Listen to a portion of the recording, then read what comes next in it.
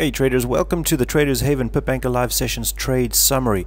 I'm going to give you an idea as to some of the things that we were doing in the room today. So today was a bit of a tough day. We had to grind our pips out, to be honest. We had some wins and some losses. Ended the London session with about plus 50 in profit, which was not fantastic.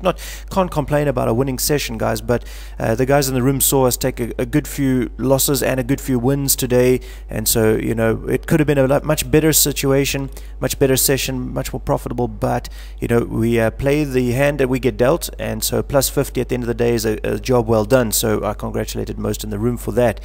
Alright, so let's have a look at one of the examples of the trades that we took. If you look at the charts, you've got the pound dollar on the various time frames that we use, and if you have a look at the 4 hour here, we see the pound was climbing. Now it's been in this range at 44.86 down to 42.51 for the last 10 days, and as we've been watching this over the last 10 days, we've been taking range trades off some nice bearish patterns there. You have a shooting star, beautiful entry for a short, and so on and so forth as we go through that range. Today though, as you can see, we spiked up through that range right to the top again here, and so we were looking for a short off this range. Early on, the first 4 hour candle here in London session, as you can see, that was the London session candle. One of our members got in at 31. I got in at I think 25 odd to get short, and it spiked back below, and we were able to get a trade off that. Later on, I was spiked out in a loss as this candle went back up again when I took another short, and then when we hit the 89, I took a short again, went into a little bit of drawdown, and then it pulled back and gave us a wonderful profit on that one. So it gave me back the pips I lost previously and a few extra,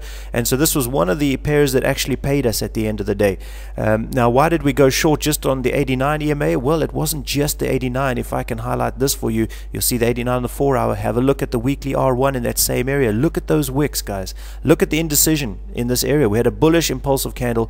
We have a sort of a shooting star in this area, or spinning top, whichever you prefer to call it. Then we had another spinning top. This is giving you strong indication to go short at that level. So you jump in short at the 89, and we try to ride that pattern down, and it worked quite nicely. So there was one area that we took, or one trade that we took, the good logical levels. We used the pivots as well as the EMAs confluencing in the same area to give us a nice entry short, and we were able to get a good few pips off that one. If you measure it from where we got on right now, we're sitting about 100 pips on that one. I've closed that one out at plus 85, and so I'm out of that trade at the moment. I didn't get the full 100, but the plus 85 plus the other losses and so on ended up being a 50 pip profit session in London, so no complaints there.